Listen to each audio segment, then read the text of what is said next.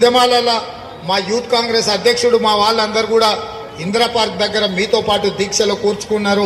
ఆ రోజు నేను రాలేకపోయినా మా రాష్ట్ర యూత్ అధ్యక్షుడు శివసేనను వాళ్ళందరినీ మీకు అండగా పంపించడం జరిగింది.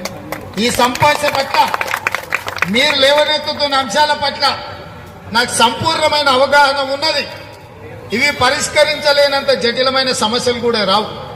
ఇవాళ ప్రభుత్వం అనుకుంటే ఒక గంటల మీ సమస్యలు పరిష్కారం అవుతాయి.